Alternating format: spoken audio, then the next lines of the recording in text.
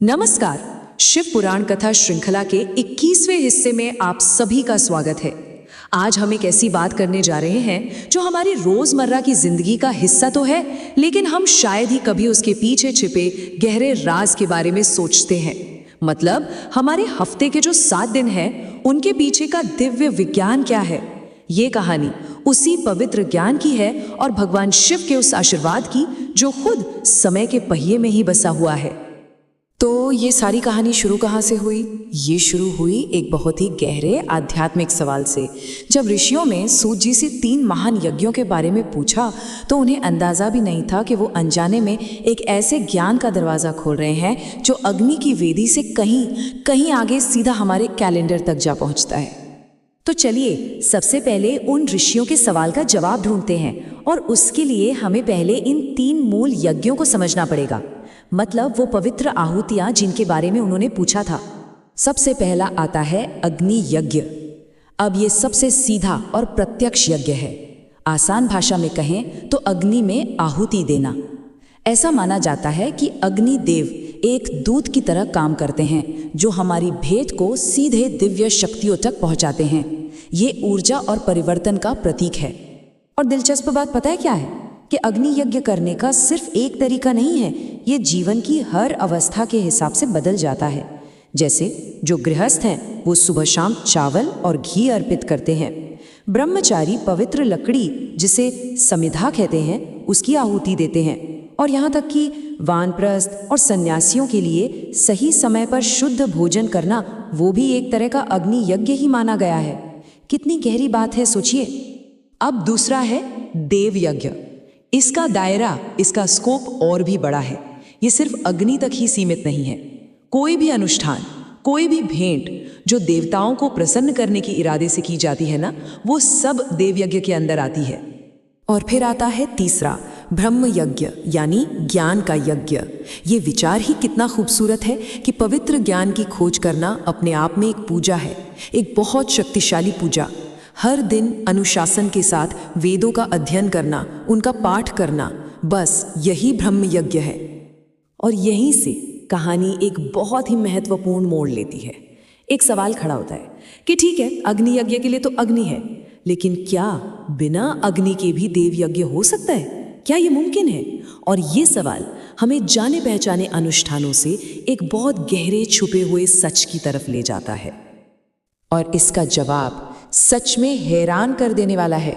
शिव पुराण कहता है, हाँ, बिल्कुल संभव है, क्योंकि सृष्टि के शुरू में ही भगवान शिव ने पूरी मानवता के लिए एक लगातार चलने वाले बिना अग्नि वाले देव यज्ञ का एक सिस्टम बना दिया था। और वो सिस्टम क्या है? वो है हफ्ते के 7 दिनों का चक्र। जी हाँ, हमारा सप्ताह। तो इसका मतलब क्या हुआ? मतलब ये कि हमारा हफ्ता सिर्फ समय का एक बंटवारा नहीं है, बल्कि एक दिव्य व्यवस्था है, एक पूरा सिस्टम। चलिए अब इसमें थोड़ा और गहराई से उतरते हैं। यहीं पर भगवान शिव का पूरा ब्रह्मांडीय कैलेंडर हमारे सामने खुल जाता है। उन्होंने हर दिन को एक ग्रह स्वामी को सौंप दिया, और इससे हुआ क्या?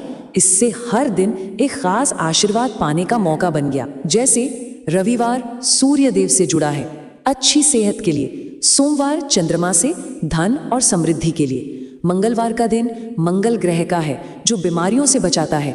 बुधवार बुध से बुद्धि के लिए। तो गुरुवार बृहस्पति से लंबी आयु के लिए। शुक्रवार शुक्र से सांसारिक सुखों के लिए। और आखिर में शनिवार शनिदेव से जुड़ा है जो अकाल मृत्यु के डर को दूर करता है। तो ठीक है, ये ज्ञान तो मिल गया, लेकिन सबसे जरूरी बात, इसका व्यवहारिक उपयोग कैसे करें? अब हम ये देखेंगे कि हर दिन इन ब्रह्मांडीय ऊर्जाओं के साथ तालमेल बिठाने के लिए क्या क्या खास अनुष्ठान बताए गए हैं। शुरू करते हैं रविवार से। जैसा हमने देखा, इसके स्वामी है सूर्य देव, इसलिए ये दिन है स्वास्थ्य का। कहा गया है कि इस दिन सूर्य देव की पूजा करें, और खास तौर पर अगर ब्राह्मणों को भोजन कराया जाए तो आंख, सिर और त्वचा से जुड़ी बीमारियों में आराम मिलता है। एक तरह से आरोग्य का आशीर्वाद मिलता है। अब आते हैं सोमवार पर। यह दिन है धन और समृद्धि का। इस दिन देवी लक्ष्मी की पूजा करनी चाहिए, और बताया गया है कि अपने जीवन साथी के साथ मिलकर अगर ब्राह्मणों को घी में बना हुआ भोजन कराया जाए तो घर में संपत्ति और सौभाग्य दोनों आते हैं। मंगलवार ये दिन है बीमारियों से मुक्ति का। इस दिन देवी काली की पूजा की जाती है और अनुष्ठान के तौर पर उड़द, मूंग और अरहर इन दालों से बना भोजन ब्राह्मणों को खिलाने से कहते हैं कि शारीरिक कष्ट और बीमारियां शांत होती हैं। बुधवार का दिन समर्पित है भगवान विष्णु को। ये दिन है संतान और अच्छे दोस्त, अच्छे संबंध पाने के लिए। इस दिन उन्हें दूध और दही से बनी चीजें अर्पित करने से पुत्र और मित्रों की प्राप्ति का वरदान मिलता है। जो लोग लंबी उम्र चाहते हैं उनके लिए गुरुवार का दिन बहुत खास है। कहा जाता है कि इस दिन देवताओं को नए वस्त्र, यज्ञोपवीत और घी में बनी खीर अर्पित करने से दीर्घायु का यानी लंबी जिंदगी का आशीर्वाद मिलता है। फिर आता है शुक्रवार। ये दिन है सांसारिक सुख, आराम और खुशियों को आकर्षित करने का।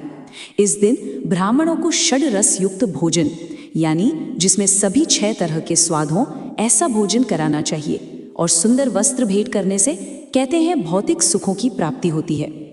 और आखिर में शनिवार। ये दिन अपमृत्यु यानी समय से पहले मृत्यु के भय को दूर करने के लिए है। इस दिन भगवान रुद्र जो शिव जी का ही रूप है उनकी पूजा की जाती है। तिल से हवन करना, तिल का दान करना और तिल से बना भोजन कराना, ये सब करने से एक शक्तिशाली सुरक्षा कवच मिलता है। तो देखा आपने, हमारा हफ्ता सिर्फ 7 दिनों का एक चक्र नहीं है बल्कि एक पवित्र नक्शा है। हर दिन एक मौका है अपने आप में एक देव यज्ञ। इस ज्ञान को समझना और इसके हिसाब से जीना, यही भगवान शिव की कृपा पाने का सबसे सच्चा रास्ता है। शिव जी का आशीर्वाद हम सब पर बना रहे, इसके लिए इस ज्ञान को समझना जरूरी है।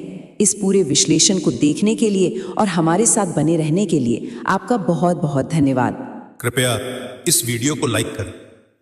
यदि ये कथा आपके हृदय को छू गई हो तो इसे अपने परिवार और मित्रों के साथ शेयर करें। भगवान शिव की दिव्य कथाओं से जुड़े रहने के लिए कृपया हमारे चैनल को सब्सक्राइब करें।